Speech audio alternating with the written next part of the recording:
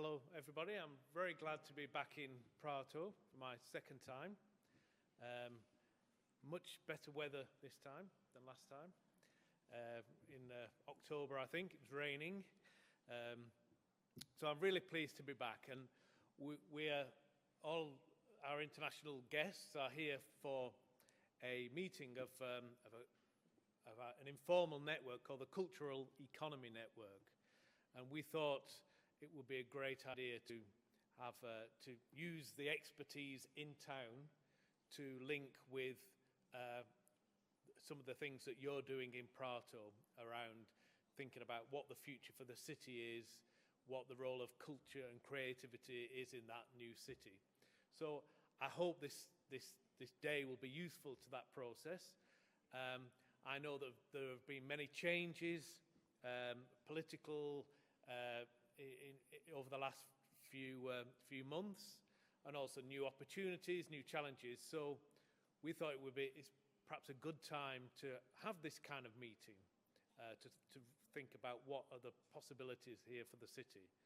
And this first session, we're international experts, I suppose, but we're not local experts. And this first session, we wanted to say something about the way in which the idea of the creative city has been developing across the globe, really, in terms of some of the European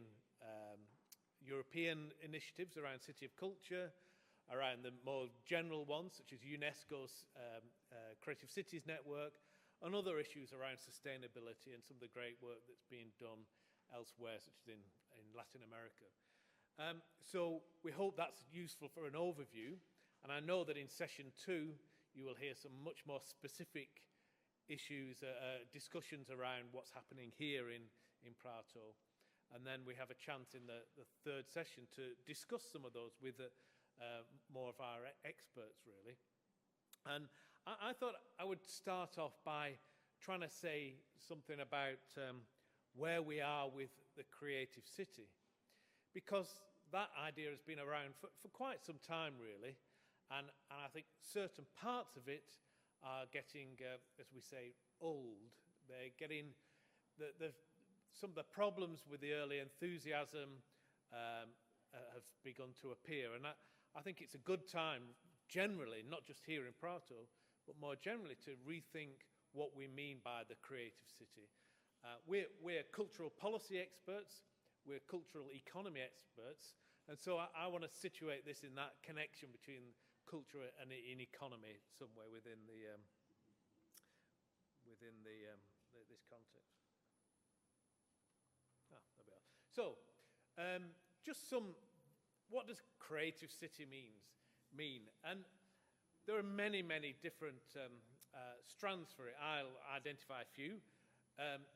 You go to some of the big global cities. I've just come back from Shanghai. This is Shanghai. And here, the cultural or creative industries are seen as part of the new advanced business service sector.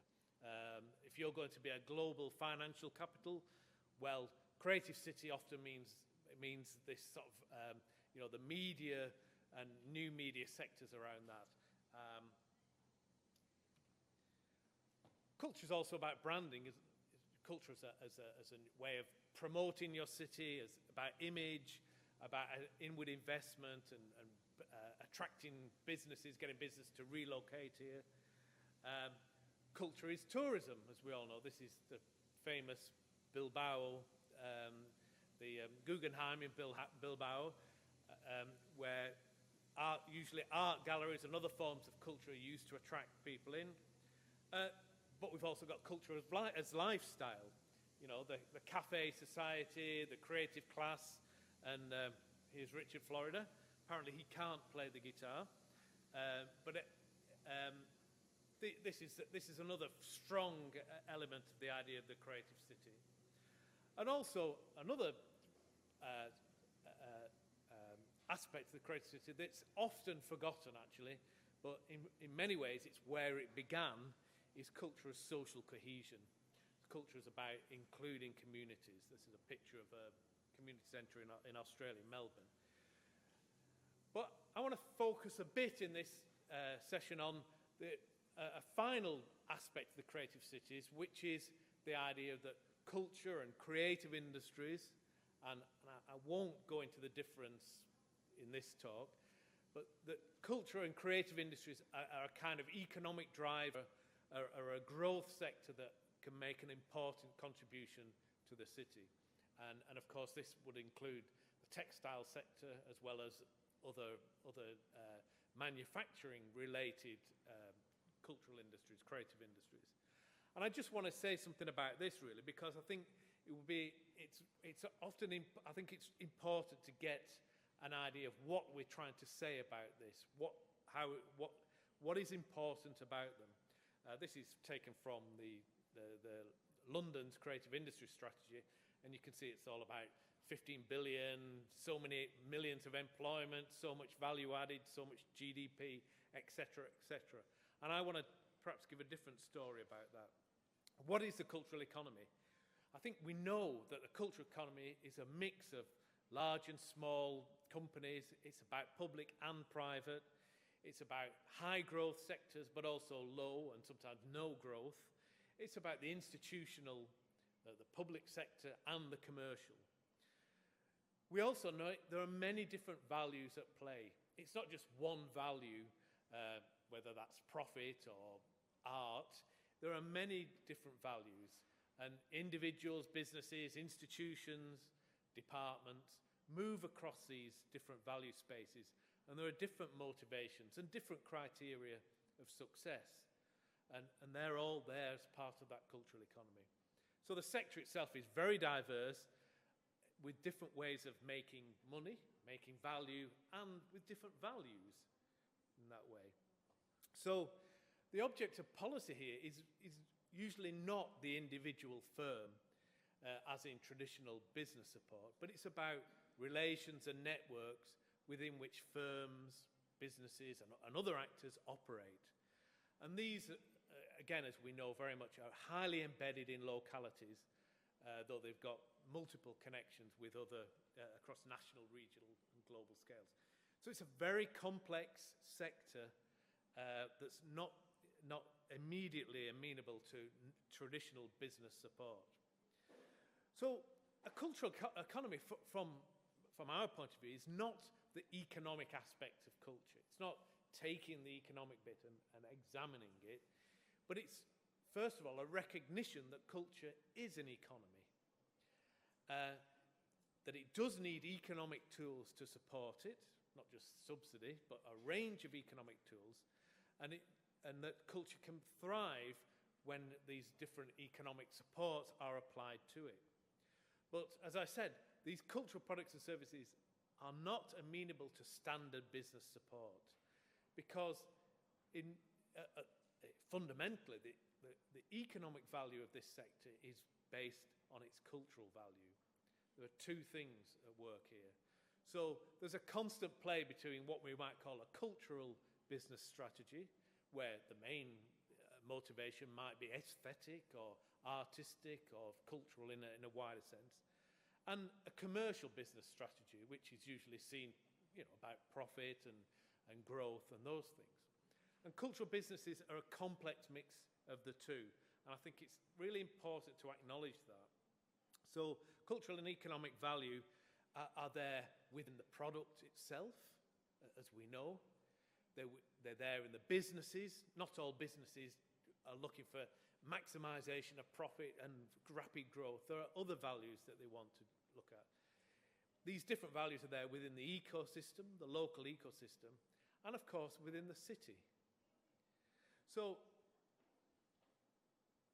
any cultural economy policy is always very difficult, because it demands something that's, I think, has been always challenging in this sector, which is collaboration between cultural and economic agencies. It's very easy to say, very difficult to do. And what I've witnessed mostly is in these situations, culture is given to the culture agency, and the creative industries, the commercial sector is given to the economic agencies, and the two go like that. The difficult bit is to keep them together. And it demands more investment in intelligence gathering And I don't mean consultancy reports that we all know circulate, but a real grounded research intelligence that develops knowledge of that sector and in close collaboration with the sector. Thinking of new forms of governance, we're now in a much more networked sector. We're dealing with networks as much as we are firms. So the knowledge and the kinds of intervention required to help this sector are also demand to be much more networked. So it's a new kind of governance, I think, for this sector that we're looking at. That's again, it's been very difficult to develop. But fundamentally, I think what perhaps will be echoed by the rest of the panel is that what we're asking for is a new kind of judgment where cultural and economic value are approached not as two different realms, but as intimately related. And that it requires constant judgment to see what the trade-off is between them. We can't just separate them or reduce one to the other. And this has been, I think, one of the problems with the creative city as it's emerged in the last 10 years. What's happened is that's a very difficult policy task that I've just described. But it's been set within a creative city agenda that's been very much or increasingly just about economic goals and successes. And it's been linked simply to economic growth. And I think that's been a problem. Because what's happened here is that the great narrative of the city, the strength of especially European cities in this context, the European city culture with its great historical roots, its centres of trade, of dynamism, aspiration, imagination, all of these have tended to be reduced simply to inputs into the creative economy. So we've seen the reduction of this urban culture simply to a very narrow definition of economic growth. So what increasingly, and it's not just in European cities, but a lot of creative cities across the globe, creative city agendas across the globe, where culture always ends second. Whenever the crunch comes, it's always the culture that is reduced and the economic promoted. And I think that's a problem for that creative city. So I have two quotes here that I found very instructive. And this is Margaret Mead, the very famous American anthropologist, writing in 1978, describing what a good city looks like. I won't read it all out, but it's about cities which have a soul, she calls them, a university, a great art or music school, a cathedral, a mosque or a temple, a great scientific centre, as well as libraries and museums and galleries. All of those signs of what it is to be a civilized city. Now, this is a quote that was used in a recent UNESCO document about the creative city. And I don't disagree with this, but here we see a shift away much more towards using all that cultural richness of the city simply as a way of promoting economic growth. And if I've expressed it correctly, this is a problem not because it's just about economics, but if you only look at economic growth, you ignore the culture, and that, in the end, makes economic growth more problematic. That's the kind of circle we're in. So I would say what I would like to see is a new kind of language, a new kind of imaginary for the creative cities and for the cultural economy within them. So I think we need a new kind of, a new approach to it. Now, what I'm not saying, sorry, that's a misspelling. What I'm not saying is that we should say, oh, economy is terrible and we should return to art and culture, running away from economy. We cannot do that, and it would be, I think, disastrous to do this. But what we have to try and do is restate the value of culture and its economic consequences in a new kind of language or narrative. And I like this quote from an English sociologist in 1949, and he talked about social citizenship, which was, as he said, the right to a modicum of economic welfare and security, to share in the full social heritage and to live the life of a civilized being according to the standards prevalent in society. So this isn't the welfare state, this is about allowing a full participation in society. And I think cultural citizenship, as it, to my mind, developed in the 1970s, was part of that. That was very strong in the Italian cities of the 1970s, and in fact, much of the creative city agenda as it came to the UK in the 1980s was derived a lot from work done in Italian cities in the 1980s, especially in Bologna and other places. And part of that was to update the historic idea of the Italian urban city to the contemporary situation. So somehow going back to the idea of what it is to fully participate in culture, and that this full participation can have beneficial effects within that city. Now, cultural citizenship, citizenship in general, has been very much undermined in the last 20 or 30 years.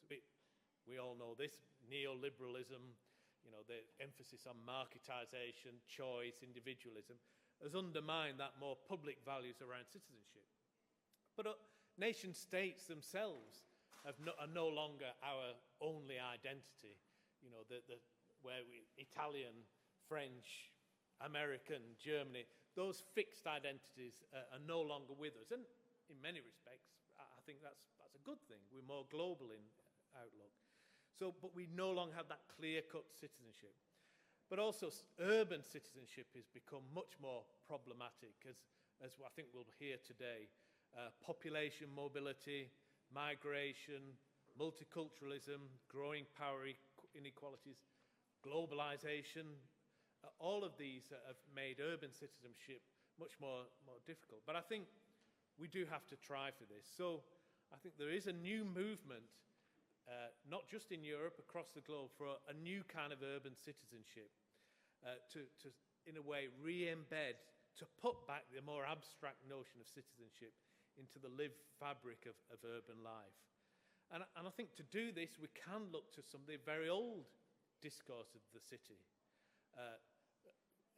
Civic pride and heritage, sense of citizenship and belonging, and to look at ways in which this idea of cultural citizenship can be enhanced. And I think this is absolutely crucial for a real notion of creative city to take off.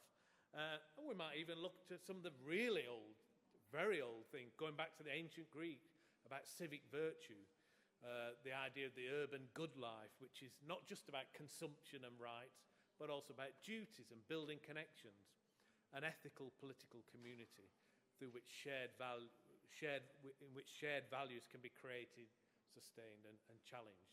So I think bringing back some of the older ideas of the city are really important in this notion of that creative city. It's not just about culture as an innovation machine. There are much wider issues at stake.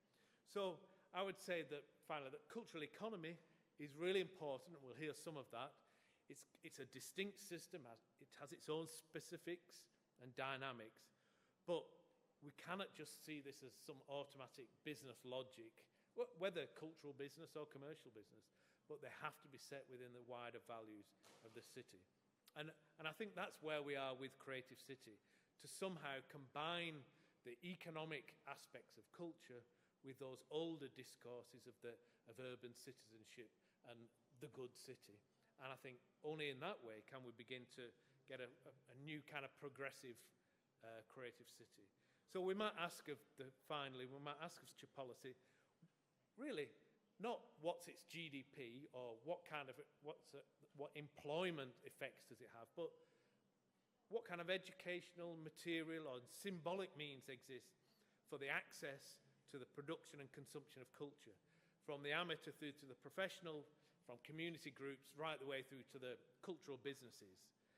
How can we best promote cultural economy in a way that enhances the circulation of cultural values in the city, and how does such a complex set of cultural and economic dynamics fit into the value of the good city and allow cultural citizenship to flourish?